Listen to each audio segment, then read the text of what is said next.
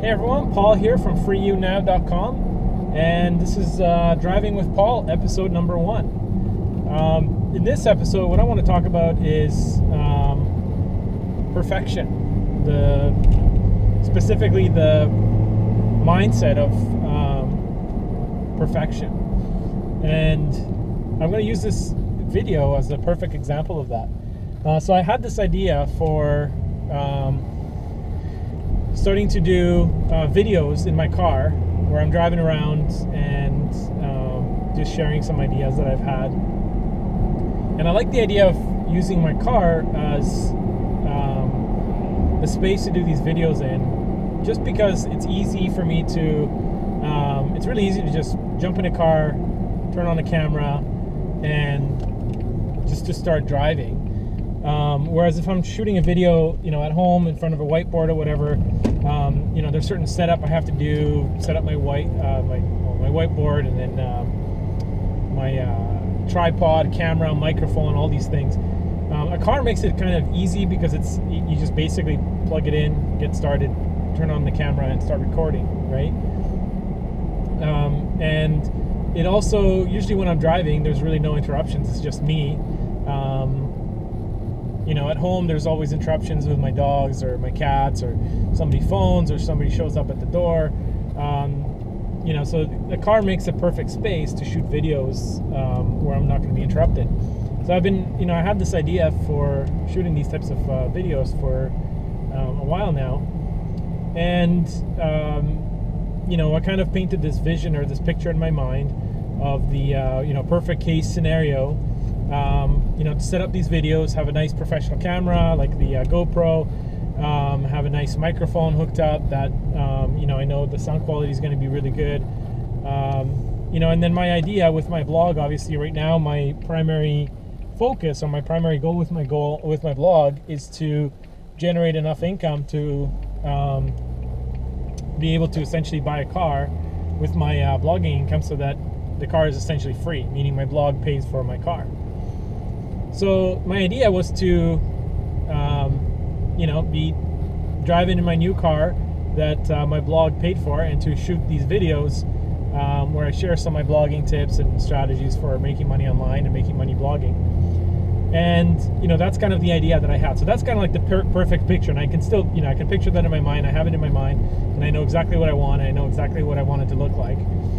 And, the challenge with that is there's always these things that slow you down or stop you. Like right now, I haven't yet bought my new car. I'm still driving this car, which is my older car. I haven't figured out exactly how to get my microphone set up properly so the sound quality is really good. And up until a couple of days ago, I didn't even have a GoPro camera to shoot the videos from. And it was, in my mind, I was kind of procrastinating. I was like, well, I'm not going to bother getting the GoPro camera because until I get my new car, and I'm not going to figure out how the microphone stuff works until I get the GoPro. So there's always something kind of in your way, I'm not going to bother with this until this shows up. Well, that's the wrong attitude to have. And I realized that, a few days ago, specifically with doing these videos, I'm like, wait a minute, I'm coming at this from the perfection mind frame, which, where I'm thinking from the perspective well, if I can't do it perfectly, then I might as well not do it at all. If you come at this from a perfection mind frame, you're never going to get started with anything, right? Because, this video is not going to be perfect. I have no idea what the sound quality is going to be like, because I'm just shooting right with the GoPro, and it's in one of these suction cup things that hooks up to your windshield in the car. And there is no way for me to hook up a microphone to it because the camera case covers up the microphone plug. So I need to get a different type of case. But I'm still shooting this video and not really caring what the sounds like, because any video is better than no video at all, right?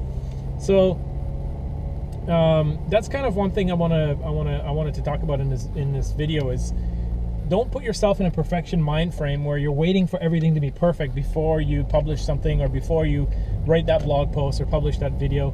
Just do your best. Do whatever you can today to produce the best content that you can produce today, and worry about tomorrow's content tomorrow, right?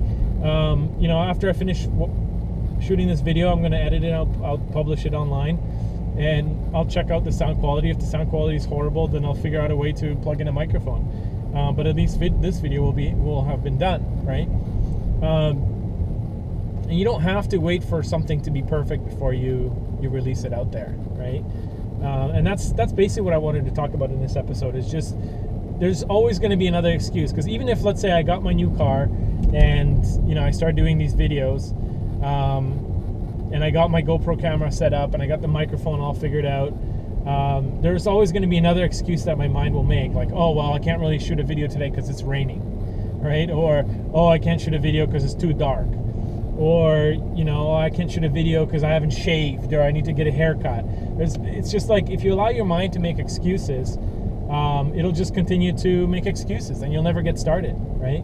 Whereas if you just kind of say, okay, look, I'm going to shoot a video today, or I'm going to write my blog post today, I'm going to produce some content today. Doesn't matter if it's perfect, doesn't matter if everything's amazing.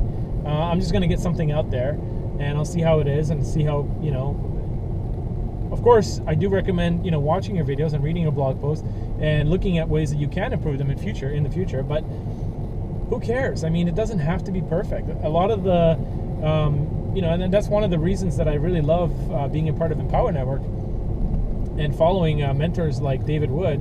I mean, his videos are far from perfect, right? I mean, the content is amazing, right? The content is great, but,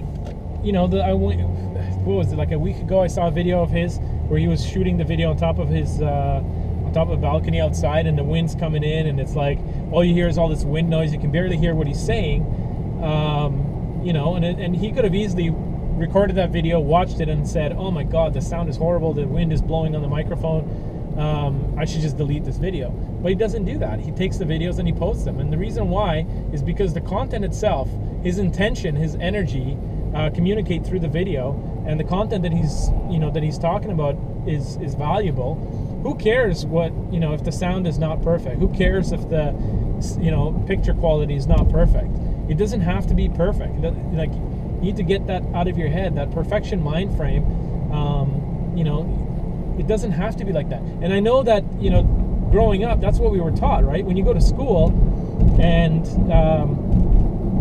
if you go to school and you're going through, learning whatever classes you have, let's say you're in math class or English class or whatever classes you took when you were in school, and the teacher asks you a question, right? And what happens, right? Let's say teacher's teaching and then they ask a question, then, you put up your hand. If you get the question wrong, the teacher's like, nope, that's not right, you're wrong, right?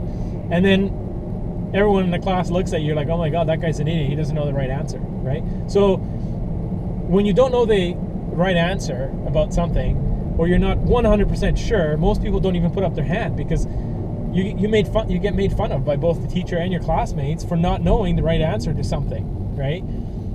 We're basically conditioned through, as we grow up and as we go to school, we're conditioned to only show up and only try to say something, or only try to, metaphorically put up our hand and make a statement when we know 100% that we're going to be right, Like, if you're only like 70% sure that you know something, you don't even bother putting up your hand, because what if there's that, what if you're wrong, and then the teacher's going to make fun of you, right? Or, they're going to say some wise ass remark or whatever, make you feel like crap. Or even if you put up your hand and you think you know the right answer and it's not the right answer, your classmates will make fun of you, right? And what's even worse about school in most cases is that even if you do know the right answer, you put up your hand and you make a statement, you say something, and the answer is correct. Well, if the answer is not correct, then you get made fun of. But if the answer is correct, you still get made fun of, because all the other classmates will sit there and, you hear someone yelling out, like nerd or geek or something, right? Or teacher's pet or whatever, depending what grade you're in, all the different ways that kids tease each other or whatever, right?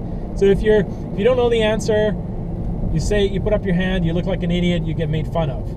So you start to learn not to put up your hand. And then when you do know the answer, you start to put up your hand, you tell the teacher the answer, whatever it is.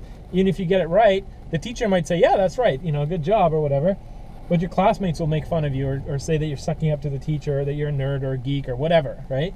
So what that does is it basically conditions you, right, especially when we're kids and we don't have the rhino skin that we have now, and we're vulnerable, right? Emotionally, we're vulnerable, and if you say something and you say the right answer or the wrong answer and you get made fun of, it hurts your feelings. It makes you kind of go, man, this sucks, right? Like, I don't want other kids making fun of me. So what happens is you end up basically being conditioned to just sit there like a lump in your chair and not to say anything, right? It's like, because if you say something wrong, you get made fun of, and then you feel bad, right? Or if you say something right, you still get made fun of, and then you feel bad. And we're conditioned not to want to feel bad. So why would we even try? Why would we even put up our hand and say anything, right? Now, there are some kids who are naturally extroverted and they're funny, and what they do in class is they actually kind of turn it around the opposite way. When the teacher is teaching, they'll put up their hand and they'll say some smart Alex remark, and the teacher might say, "Oh no, that's wrong," but they say something funny, and the entire class laughs at them, right? Or laughs, I should say, with them, right? The class is like, "Oh man, that was so funny! I can't believe you said that. That's hilarious," right? So they get a positive reinforcement in class from their classmates when they say something clever, when they say something funny, and they crack a joke or something like that. For those kids, the process of going through high school or going through elementary school actually has a positive effect on their psyche, in the sense that it gives them the confidence to be public speakers later on and stuff like that, because they build up the confidence that, hey, I can put up my hand, I can say something, I can crack a joke, and then people like me, and they grow up and that's what they do. They end up being those types of people that are always the life of the party, and speaking up and not being afraid to talk in front of people. But for the majority of people who don't have that personality type, that let's say more introverted people or whatever, we go through school and you go through that process, and when you don't know the answer to something, you don't even put up your hand, right? Or if you do, you get made fun of and you feel bad either way, right? So this is where I believe a lot of the perfection mind frame comes from, is that we're afraid to write a blog post, or we're afraid to make a video, because either A, the video is going to be horrible and it's going to be bad and it's not going to be the information that we say in the video isn't going to resonate with people, and then we're afraid that people are going to judge us for that and say, "Oh my god, that was horrible, that was a stupid video, what you said was crap," right? So we're afraid of that. Or we have this fear that even if we do say something clever or whatever it is, that people are going to make fun of us, because that's what happened when we were going through school, right? So I would highly encourage you to get out of that perfection mind frame. This is not school anymore, right? You can definitely have a little bit less, you can worry a little bit less about what people think on the internet. I mean, create the content, put it out there. The right people who are interested in the content that you're producing will find you. They'll find the videos, they'll find your blog posts, they'll read it, and they'll have a positive experience with it. And they don't expect you to be perfect. This is not, your blog is your blog, right? And the world is changing, and people are starting to really appreciate more authentic content that isn't perfect, right? I mean, even if you look at TV, yes, you have movies that are like, perfection, like James Cameron movies, Avatar, or Star Wars or something like that, where those movies they have these $100 million budgets to create the perfect movie, the perfect story, the perfect special effects. Everything is perfect, right? But what more and more you're starting to see that what people are actually tuning into is not that. It's not perfection. What people are tuning into is reality, right? Reality TV, where people are more raw, more exposed, more authentic, more imperfect, that they're not trying to portray a sense of perfection. So that's a good thing. That's a great thing for us as bloggers. We can create content and we don't have to worry about it being that perfect. Okay, that's pretty much it. That's all I wanted to cover in this episode, is just getting yourself out of that perfection mind frame, allowing yourself to make mistakes, allowing yourself to produce content based on whatever resources you have available to you today, and focus on improving it over time. But don't wait until everything is perfect before you create your first blog post or before you create your first video. Just get something out there, learn from it. Worst case scenario, you can always delete it, right? So that's pretty much it. That's all I wanted to cover, and I'll see you guys in the next episode.